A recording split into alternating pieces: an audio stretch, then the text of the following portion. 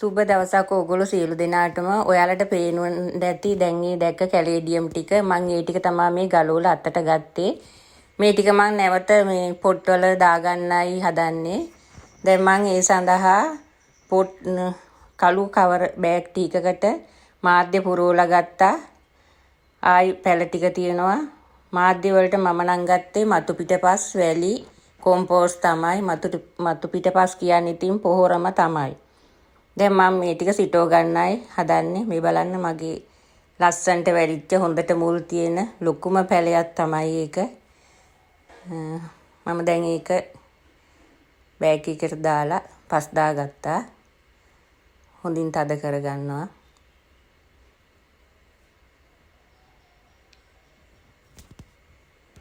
හරි දැන් ඒක හරි. ඊගාවට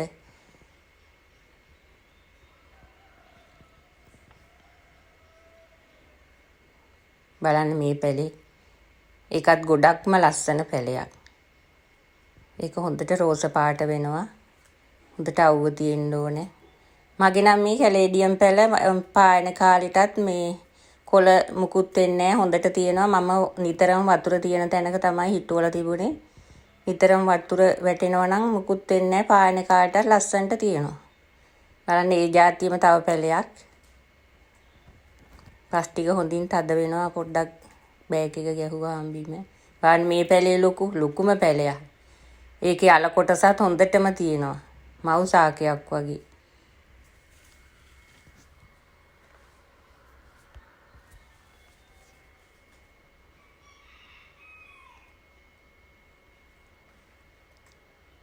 හරි දැන් ඒකත් හිටෝලා ඉවරයි.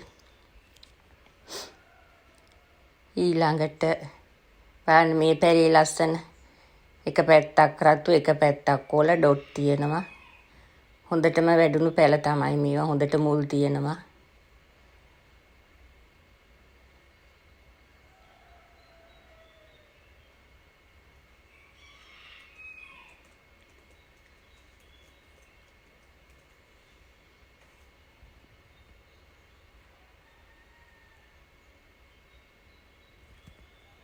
ඒකත් හරි. ඊගාවට බලන්න මේ පැලේ ලස්සන හොඳට මුල් තියෙනවා.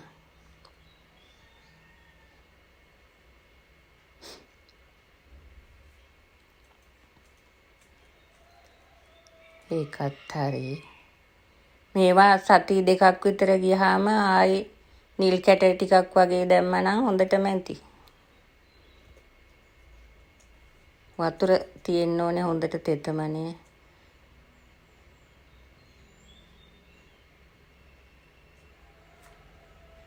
ඒකත් හරි.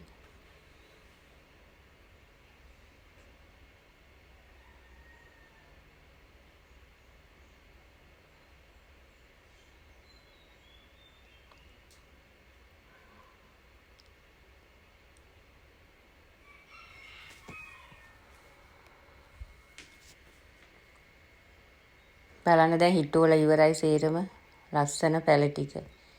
තව ටික දවසකින් ඕගොල්ලන්ට මේවා ගන්න පුළුවන්. මගේ මිල දීලා ගන්න පුළුවන්. මම මේවා සේල් කරන්න හිතාගෙන තමයි හිටෙව්වේ. හරි එහෙනම් ගිහින් එන්නම්.